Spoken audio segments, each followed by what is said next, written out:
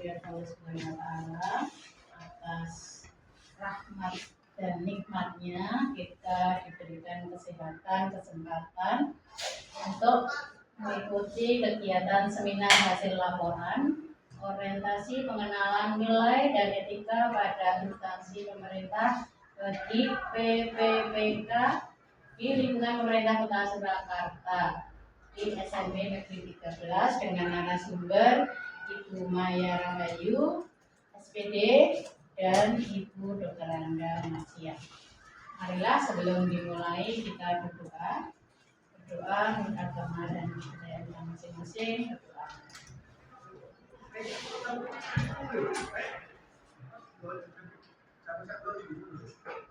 Amin. Berdoa selesai.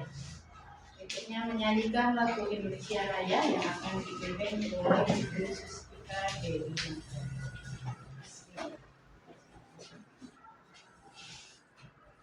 Hiduplah Indonesia Raya, Indonesia tanah airku, tanah tumpah darah.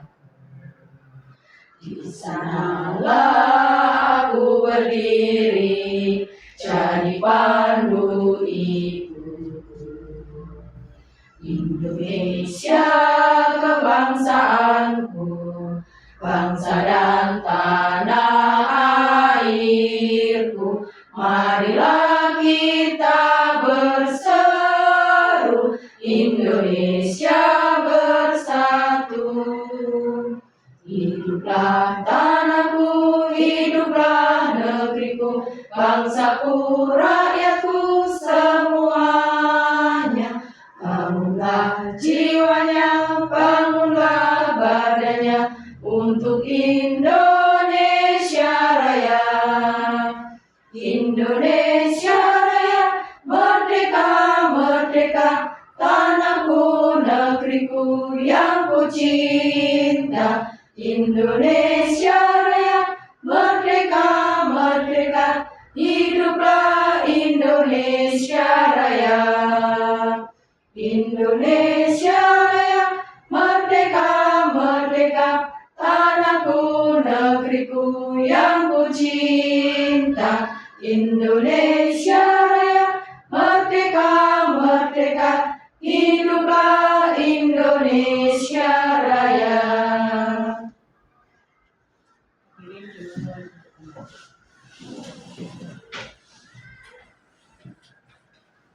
Selanjutnya akan kita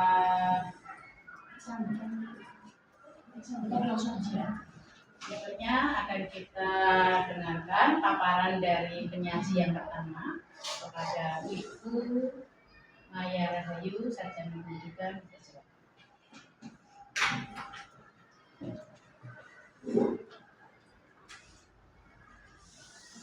Assalamualaikum warahmatullahi wabarakatuh. Waalaikumsalam warahmatullahi wabarakatuh. Terima kasih atas kesempatan yang diberikan pada saya. Pada kesempatan kali ini saya akan menyampaikan hasil atau laporan orientasi nilai dan etika pada instansi pemerintah Kota Surakarta. Pertama, tujuan seminar hari ini saya ingin sharing atau berbagi hal-hal apa saja yang sudah saya dapatkan selama orientasi P3K. Kemudian yang penting juga ini adalah saya juga ingin menyampaikan rencana kegiatan sebagai dasar untuk penyusunan rencana hasil kerja. Sebagaimana kita tahu bahwa rencana hasil kerja itu setiap tahun kita selalu membuat ya. Nah, ini salah satu panduannya dimulai dari rencana kegiatan yang saya buat sesuai dengan hasil orientasi. Tapi sebelumnya izinkan dulu kita kenalan ya. Oke, yang sudah mengenal saya, namanya ya, nama Maya Rahayu, saya lahir di Semarang, tapi besarnya di Magelang. 39 tahun yang lalu. Saya baru saja ulang tahun di bulan September ini. Jadi email saya itu adalah Maya Rahayu sukses September. Jadi saya berharap September itu selalu sukses. Ya, saya mengampu mata pelajaran matematika. Pendidikan saya di SD Jajah Bani Magelang, SMP Negeri 1, SMA Negeri 1 Magelang, kemudian melanjutkan pendidikan sarjana saya di UNS. Oke. Nah, yang ingin saya sampaikan itu terkait dengan apa sih latar belakang dari kegiatan orientasi nilai dan etika, kemudian nilai dan etika yang kita pelajari selama orientasi ada 3 topik ya yang mendasar yaitu tentang nilai dan etika pada pemerintahan Kota Surakarta, kemudian pada dinas pendidikan, kemudian pada satuan pendidikan yaitu SMP Negeri 13 Surakarta.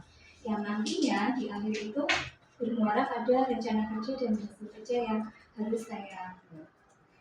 Oke, dan terkait tentang orientasi nilai dan etika, jadi latar belakang kenapa harus ada orientasi nilai dan etika ini adalah upaya dari pemerintah kota untuk mengenalkan nilai dan etika birokrasi. Nah ini sebagai fondasi untuk menciptakan aparatur negara yang profesional, kemudian berintegritas, berkomitmen tinggi dalam menjalankan tugas pelayanan publik. Yang kedua, membentuk karakter pegawai yang berdasar dan mampu beradaptasi sesuai dengan nilai dasar ASN. Nilai dasar ASN itu yang berakhlak seperti itu ya, singkatan dari berorientasi pada pelayanan, akuntabel, K adalah kompeten, kemudian H adalah humanis, L adalah loyal, A adalah adaptif, dan yang terakhir adalah kolaboratif. Nah, nilai-nilai itu harus benar-benar meresap dalam diri kita karena kita adalah sebagai pelayan publik ya, dan juga pelaksana kebijakan pemerintah dan juga pemersatu dan mempersatu bangsa gitu. Jadi pemerintah berharap dengan adanya nilai dan etika ini kita jadi tahu. Kemudian maksud dan tujuannya adalah membekali peserta dengan pengetahuan sikap perilaku yang sebagaimana yang harus diharuskan tercermin sebagai seorang ASN. Pastinya kita berasal dari beragam background ya. Nah, dari sini dibentuk karakter seorang ASN yang mampu mewujudkan visi misi pemerintah. Kemudian waktunya untuk saya berlomba saat itu 9 sampai 30 September, lokasinya di SMP Negeri 13 Surakarta. Oke, lanjut ke untuk pemaknaman dan etika pada pemerintah Surakarta. Di sini saya menjelaskan visi misi, struktur organisasi tata kerja, serta bagaimana sih manajemen ketiga di pemerintahan Kota Surakarta.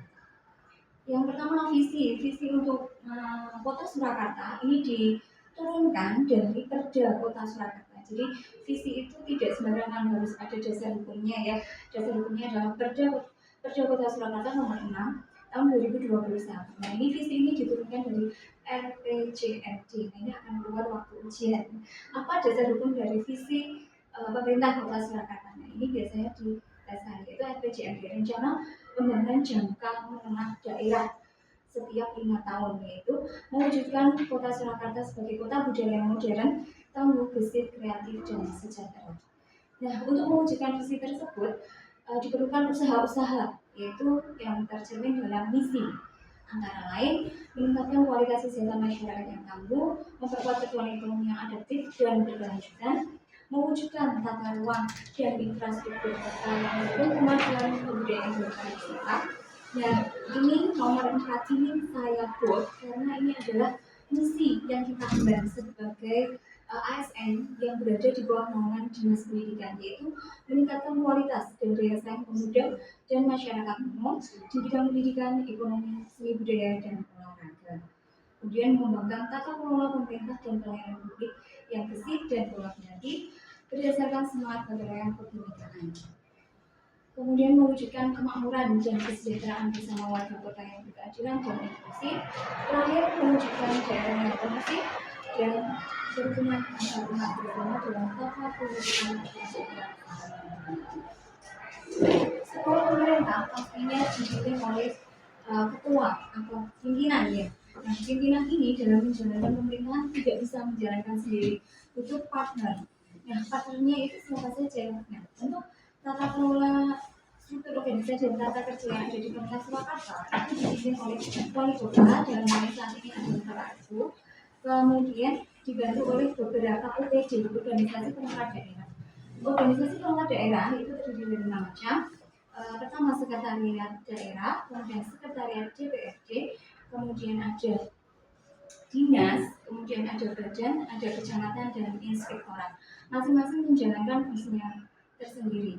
Seperti sekretaris yang membantu wali kota hal-hal administratif, kemudian dinas lebih ke bidang pemerintahan sesuai dengan tupoksinya masing-masing, kemudian badan itu lebih ke hal-hal teknis, kemudian untuk kecamatan ini ibaratnya prosesnya dari pemerintah Kota Surakarta secara administratifnya itu ke masyarakatnya adalah lewat kecamatan dan juga nanti turun lagi ke kelurahan.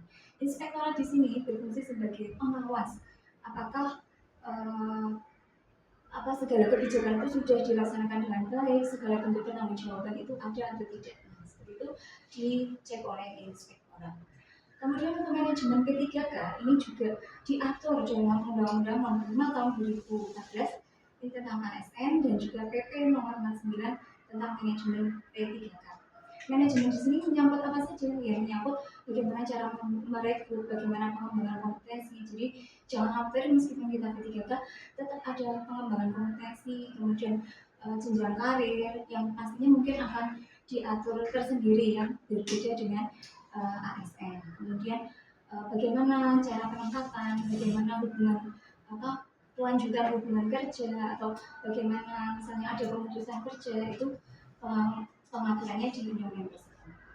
Kemudian untuk penilaiannya tidak jauh beda dari PNS, yaitu tetap ada SKP atau capaian kinerja individu, juga dari kualitas pelayanan kita dan integritas atau etika kerja kita.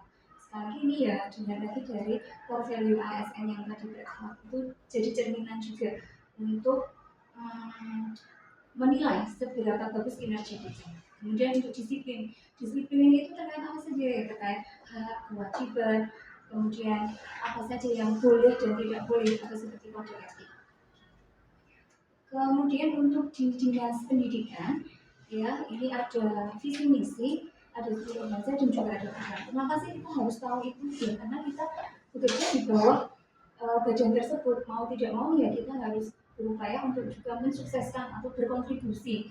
Cara yang berkontribusi ya dilihat visi misinya. Oke, untuk visinya adalah terwujud layanan pendidikan yang bermutu dan paripurna. Misinya adalah meningkatkan keterjangkauan dan perluasan layanan pendidikan yang bermutu dan paripurna, meningkatkan keterjangkauan dan perluasan layanan pendidikan yang paripurna serta meningkatkan sumber daya aparatur yang membidangi pelayanan. Kemudian untuk tujuannya adalah mewujudkan masyarakat yang cerdas dan berkarakter unggul. Struktur organisasi dan tata kerja dinas pendidikan itu hampir mirip dengan pemerintah kota ya. Ada pimpinan dalam hal ini adalah kepala dinas Budi Andrineta yang dibantu menjalankan tugasnya atau fungsinya itu dibantu oleh sekretaris dan juga 4 kepala bidang, yaitu bidang SD, bidang SMP, bidang PAUD dan pendidikan non formal serta pengembangan pendidikan. Yang di bawahnya itu ada divisi-divisi masing-masing. Nah, untuk program dinas pendidikan itu terdiri dari pengelolaan pendidikan, pengembangan kurikulum, program untuk pendidik dan tenaga pendidikan, pengendalian perizinan, kemudian pengembangan bahasa dan sastra serta penunjang urusan pemerintah daerah kota. Nah, sekarang ini kita di rumah sendiri, yaitu di SMP Negeri 13 Surakarta. Kita sebagai guru wajib mendukung atau wajib mensukseskan visi dan misi dari sekolah kita. Untuk visi itu terwujud dalam biaya yang sering kita sampaikan di hari Senin ya. Galaksa juara itu adalah jujur unggul, wawasan global, aman, religius dan asri. Kemudian Galaksa hebat itu singkatan dari humanis, empati, berbudi, amanah, tanggung jawab. Kemudian terakhir disiplin, oke. Nah, untuk mewujudkan visi tersebut ada misi-misi yang disampaikan agar visi tersebut tercapai. 1. Mewujudkan lulusan yang mempunyai karakter jujur. Kemudian lulusan yang unggul dalam bidang akademik dan non-akademik melalui peningkatan literasi dan numerasi. Kemudian mewujudkan pendidikan yang mengembangkan keterampilan abad 21, yaitu dengan menanamkan pendidikan berkarakter Pancasila. Kemudian mewujudkan pendidikan dalam lingkungan yang aman dan kondusif, mewujudkan pendidikan yang mengedepankan pembentukan profil pelajar Pancasila, mewujudkan lingkungan pendidikan yang asli dan berwawasan lingkungan hidup. Kemudian mewujudkan peserta didik yang humanis, ini sebagai wujud dari hebat humanis, peduli terhadap sesama, empati, saling membantu dalam hal kebaikan, berbudi, mengembangkan sikap sopan dan santun, amanah dapat dipercaya dan menjadi contoh atau panutan. Kemudian mewujudkan peserta didik yang bertanggung jawab, belajar bertanggung jawab terhadap apa yang telah dikerjakan, kemudian disiplin yaitu mematuhi dan menjalankan keyakinan kelas atau sekolah sesuai yang sudah disepakati bersama. Nah, adapun struktur organisasi dan tata kerja di SMP Negeri 13 ya dipimpin oleh kepala sekolah, kemudian dibantu oleh Kasubag PU, kemudian di bawahnya ada wakil kepala ya, ada bidang akademik, ada sarana dan prasarana, kemudian nanti juga ada administrasi pustakawan yang nanti di bawahnya itu ada guru-guru yang mengampu mapel masing-masing. Nah, untuk bisa mewujudkan visi dan misi, kita sebagai P3K pastinya harus tahu tugas pokok P3K itu ngapain aja. Ya. Nih, yang pertama pasti kita sebagai guru akan membuat berbagai administrasi, misalnya perangkat pembelajaran, kemudian pasti ini tugas wajib kita yaitu melakukan kegiatan pembelajaran, melaksanakan penilaian, menganalisis hasil penilaian, kemudian dari hasil penilaian itu memberikan program remedial atau pengayaan, dan juga mengisi daftar hadir, daftar nilai siswa, kemudian memberikan kegiatan bimbingan. Kemudian yang penting juga ketika kita menyampaikan materi kan kita juga untuk mempermudah pemahaman konsep ya kita membuat alat peraga atau media. Kemudian menumbuh kembangkan sikap menghargai karya seni, mengikuti kegiatan pengembangan pemasyarakatan kurikulum, melaksanakan tugas tertentu di sekolah. Misalnya ada tugas tambahan, misalnya selain menjadi guru juga menjadi tim perpustakaan atau mungkin menjadi tim adiwiyata seperti itu, tugas tambahan. Kemudian mengadakan pengembangan program pengajaran sesuai dengan tanggung jawabnya dan mencatat tentang kemajuan hasil pengajaran. Untuk fungsi P3K ada 3, yaitu fungsi pengajaran, pendidikan, dan manajerial. Pengajaran yang berkaitan dengan bagaimana merencanakan, melaksanakan program, kemudian mengevaluasi. Sebagai pendidik, ya kita mengarahkan bagaimana peserta didik itu memiliki kepribadian yang baik, tidak hanya otak tapi juga hati dan pikiran yang baik dan juga karakter atau moral dan sikap. Sebagai manajer ya bertanggung jawab bagaimana dia mengelola lingkungan kelas. Oke, selanjutnya ke rencana dan hasil kerja P3K. Nah, di sini rencana dan hasil kerja ini disusun berdasarkan hasil pengamatan dan juga hasil diskusi antara saya dengan ibu kepala sekolah dan juga dengan rekan sejawat. Jadi permasalahan atau isu yang ada di sekolah kita itu berdasarkan rapat pendidikan tahun 2024 itu beberapa aspek itu naik, tapi ada yang turun yaitu aspek karakter. Turunnya itu 1,82. Nah, aspek karakter yang mengalami penurunan itu adalah kemandirian itu turun 4,86, kebinekaan global turun 5,12, kreativitas 2,85, kemudian aspek beriman dan bertakwa itu turun 1,99.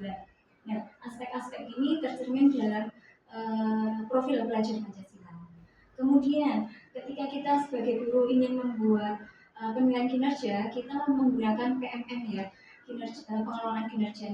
Dari pengelolaan kinerja itu ada semacam rekomendasi hal mana yang perlu ditingkatkan berdasarkan rapat pendidikan. Nah, berdasarkan indikator kinerja guru itu aspek manajemen kelas itu masih kuning, masih cukup, dengan nilai sudah baik. Dan juga kalau dilihat di bagian depan ada disiplin positif dan juga keteraturan suasana kelasnya itu masih pink, artinya itu masih bisa diperbaiki agar rapat pendidikan kita semakin baik. Nah, terkait dengan hal ini saya mencoba mencari beberapa referensi kira-kira solusinya seperti apa. Nah, di sini saya menemukan solusi yang saya ambil yaitu dari Friendly Iwan Samsudin. Dia itu melakukan international conference, ya dia mengambil penggunaan laboratorium visual yaitu Pet Colorado dan Matigun. Ternyata dengan Pet Colorado dan Matigun itu pembelajaran menjadi efektif, kemudian meningkatkan pemahaman siswa, memperbaiki kesalahan konsep. Kemudian ini bisa memfasilitasi pembelajaran yang mendalam melalui eksplorasi mandiri. Nah di sini berarti tadi kan kemandirian kan menurun. Oh mungkin dengan aktivitas yang ada di Pet Colorado dan Matigun ini men-trigger anak-anak untuk lebih mandiri, kemudian pengelolaan kelas oleh guru juga lebih efektif. Kemudian ini juga bisa dilakukan secara luring maupun daring. Jadi misalnya di sekolah sudah dicoba, nanti di rumah pun anak-anak masih bisa mengaksesnya.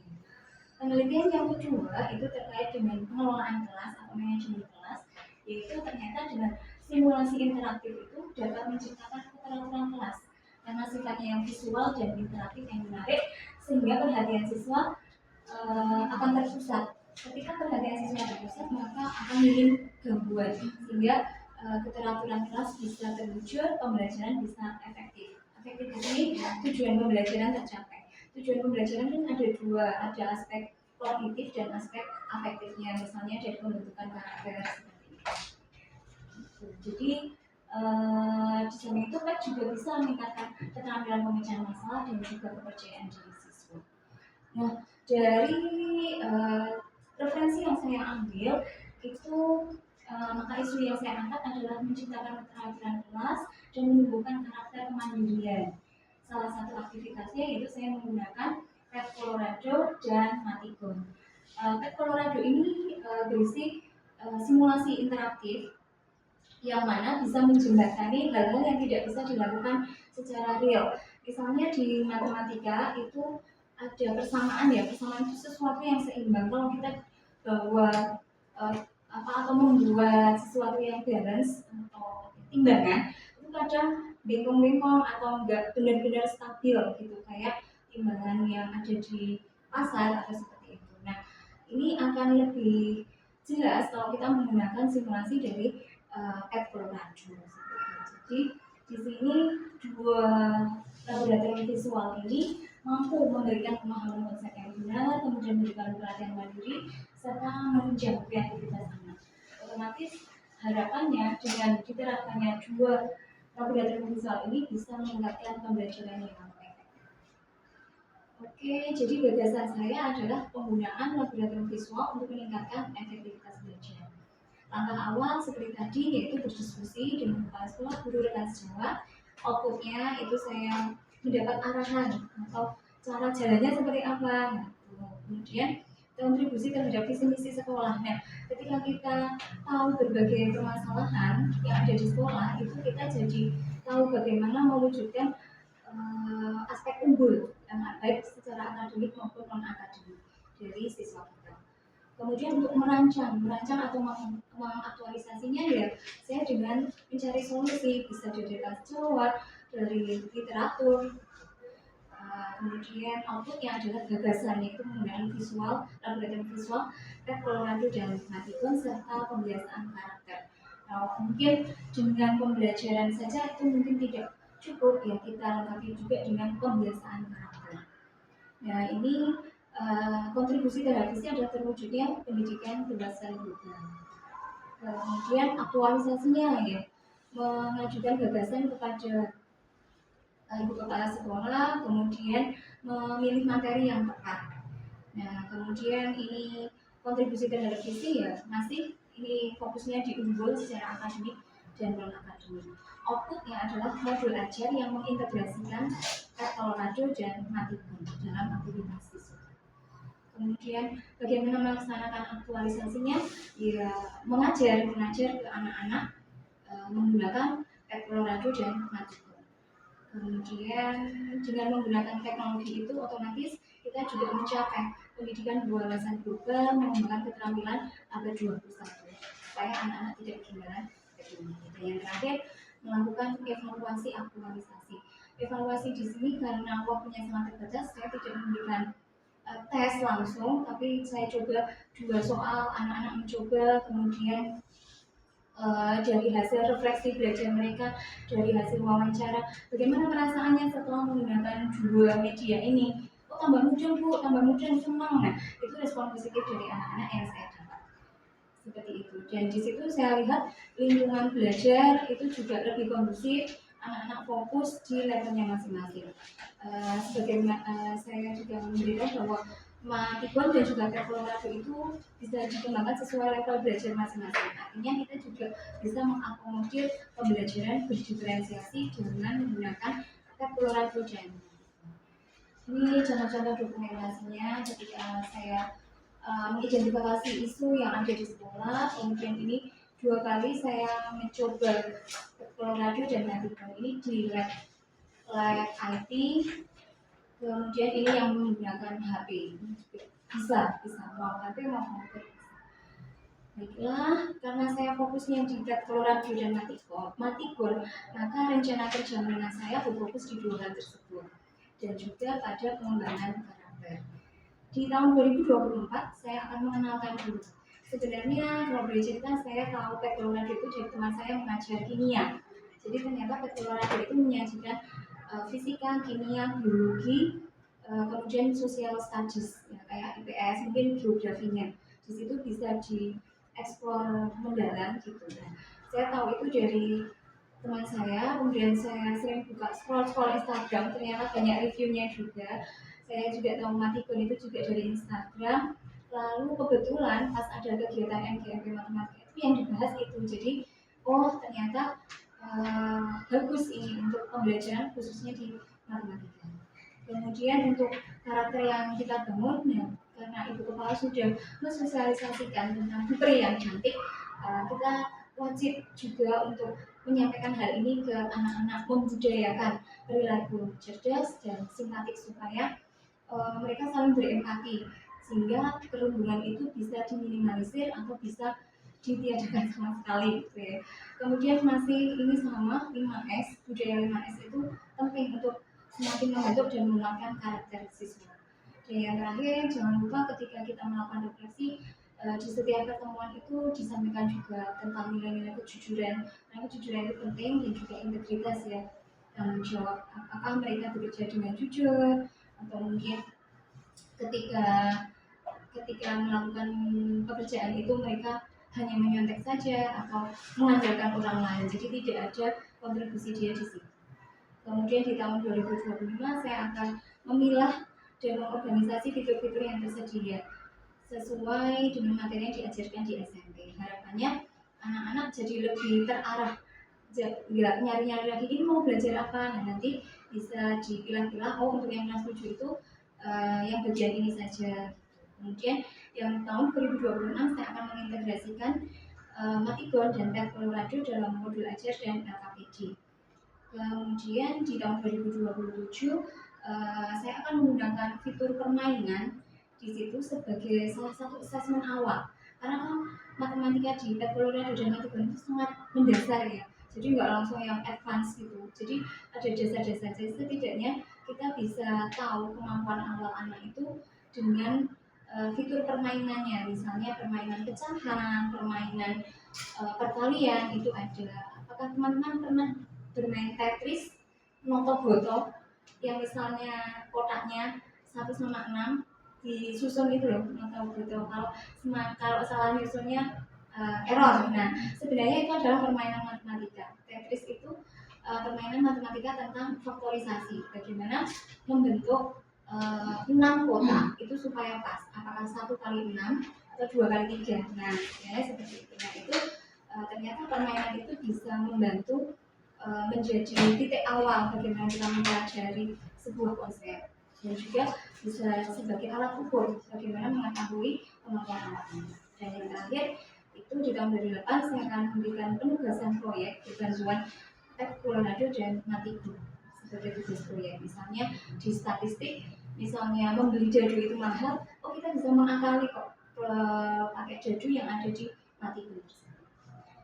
Oke, kesimpulan dan saran dari presentasi saya adalah dari hasil pelaksanaan pembelajaran dengan laboratorium visual Matikon dan Colorado ini mampu dari hasil observasi itu mampu membangun suasana keterampilan kelas yang baik karena siswa terlibat aktif, kemudian berusaha secara mandiri memecahkan masalah dan berusaha memahami materi secara mandiri.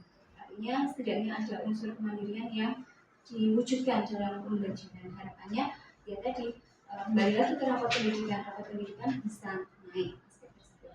Kemudian sarannya guru perlu mengoptimalkan kembali fitur-fitur yang ada di PET Colorado dan Matikon bisa digunakan untuk tes diagnostik atau untuk terintegrasi dalam modul ujian. Demikian presentasi dari saya. Kurang lebihnya mohon maaf. Terima kasih atas perhatian terima kasih. Ya, kita beri aplaus untuk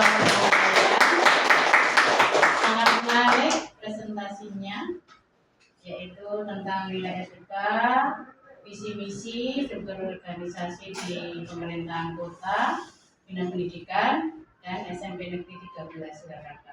Ada isu yang menarik yang diangkat oleh Maya, yaitu pemanfaatan laboratorium siswa PET Colorado dan Antikon untuk pembelajaran berdiferensiasi.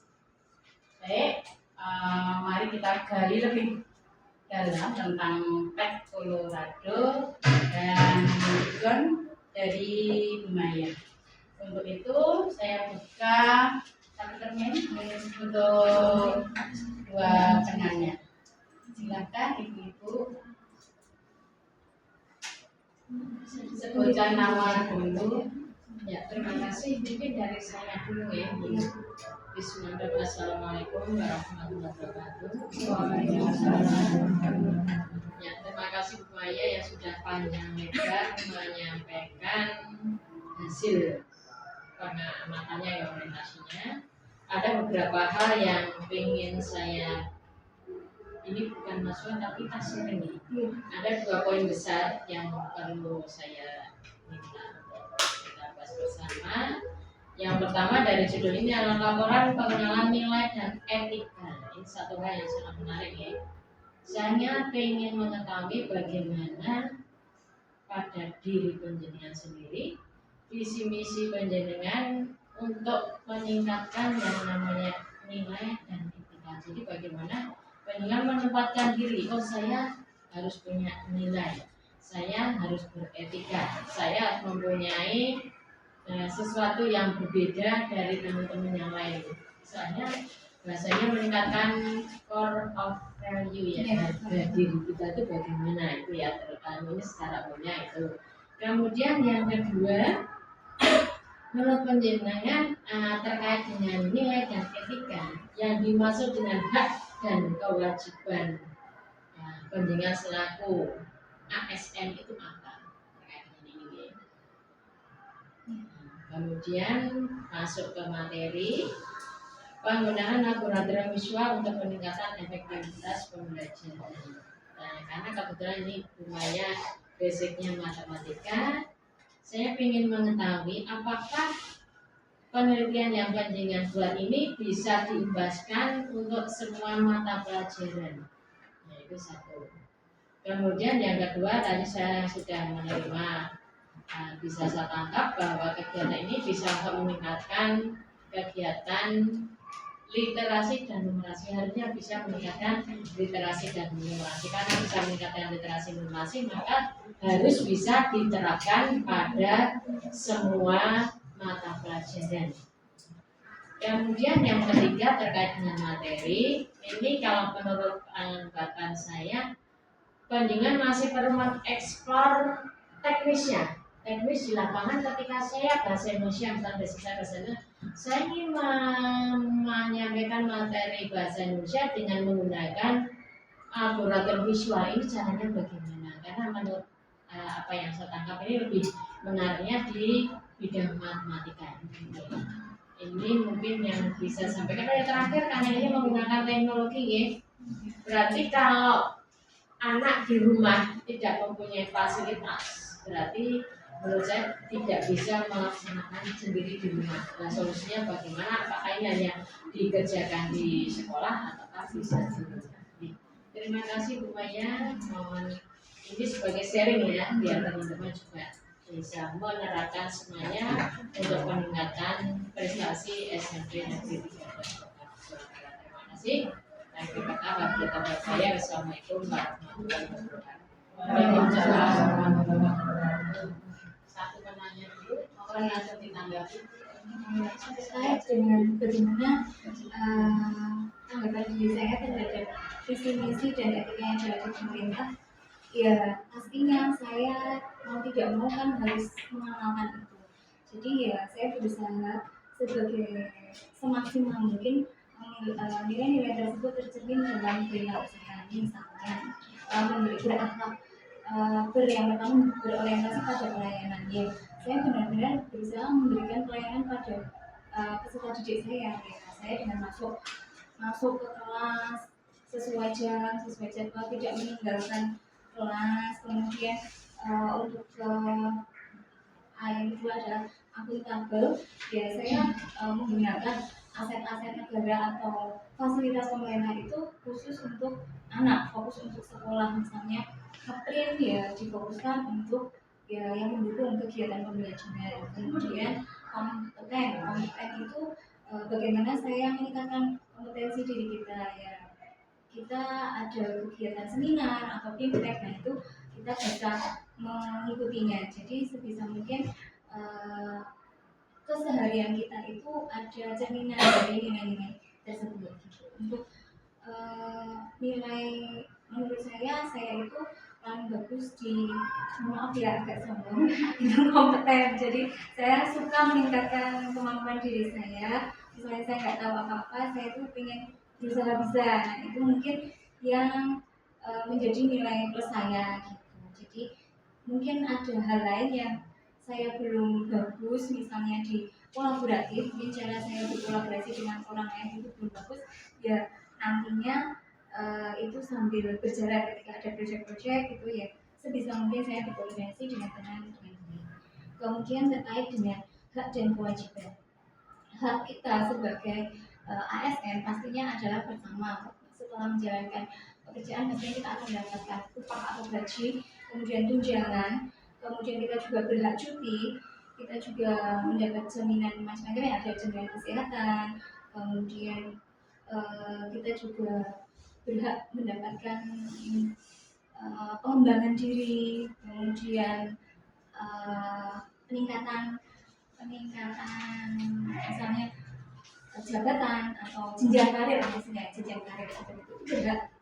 Kemudian kewajiban kita yang pertama setia ada undang-undang dasar, ada Pancasila, kemudian yang kedua ya menjalankan tupoksi kita masing-masing ya, terus segala juga patuh terhadap peraturan ya, baik itu di lingkungan sekolah, di lingkungan dinas pendidikan ataupun di pemerintah.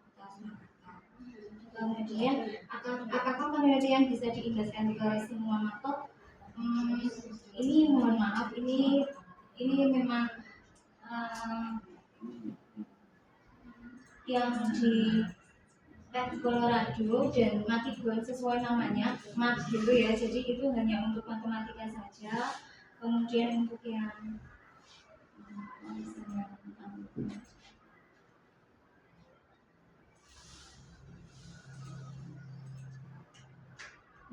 ini dari sini bisa dilihat ini memang terkhusus untuk MIPA, matematika dan IPA, ada fisika, kimia, art science itu lebih ke geografi, biologi. Jadi untuk IPS itu semua bahasa belum ada, mungkin ada aplikasi lain atau laboratorium lain yang mendukung sesuai bidangnya masing-masing. Kemudian ini mendukung literasi dan numerasi. Ya, jadi lebih banyaknya ke numerasi ya, pemecahan masalah. Kemudian untuk literasinya adalah literasi digital. Kemudian untuk bagaimana secara teknisnya, nah ini di sini ya anak-anak diajak mengeksplor dulu, mengenal dulu Colorado, kemudian sesuai topiknya masing-masing. Misalnya di matematika itu anak-anak akan memilih sesuai topiknya. Nah di sini ini kan ini sudah campuran, jadi anak-anak perlu diberikan semacam panduan. Oh ini yang buat kelas 7, ini yang untuk kelas gitu, karena ini di sini tidak disaring atau difilter mendetail. Jadi di sini itu masih gabungan dengan IPA, gabungan dengan biologi seperti itu. Jadi perlu filter. Kalau mau mencari sesuatu perlu difilter dulu. Kemudian solusi kalau di rumah tidak punya, karena ini interaktif ya, jadi mau tidak mau memang membutuhkan jaringan internet. Kemudian memang tidak bisa offline tanpa internet. Tapi memang ya setiap teknologi pasti punya kelebihan kekurangan masing-masing. Tapi untuk Pet Colorado dan Matiban ini memang bisa berjalan beroperasi harus secara online gitu. Mungkin untuk secara offline-nya ya anak-anak mungkin membuat hal sejenis, misalnya kayak ini belajar pecahan. Ini anak-anak mungkin akan membuat model sendiri di rumah. Oh tadi di sekolah aku membuat dari lingkaran, misalnya di sini. Nah di sini ada. Nah gimana cara membuat pecahan 1/2? Nah misalnya atau 1/3. Nah ini misalnya ini 1 bagian dulu. Nah kemudian 1 bagian itu ternyata 3/3. Seperti itu berarti kan anak-anak harus membuat sendiri model yang mirip di Pet Colorado-nya itu. Jadi ya mungkin guru bisa mengarahkan, karena ini hari ini kalian sudah belajar di sekolah secara interaktif, dan supaya kamu lebih paham bentuk realnya seperti apa. Nah besok tolong bikin lingkaran, kemudian lingkaran itu dibagi menjadi 3. Nah itu salah satu alternatif supaya anak-anak tetap bisa belajar, bisa mengenal pecahan. Mungkin itu dulu. Baik, terima kasih atas paparannya. Bagaimana? Apa yang lain mau bilang? Iya. Oke, pertanyaan lagi atau sudah cukup? Sudah cukup ya, karena nanti ada narasumber yang kedua. Saya beri pantun untuk Bu Maya. Kerawang Mangu membeli durian. Presentasi Bu Maya memang keren. Terima kasih.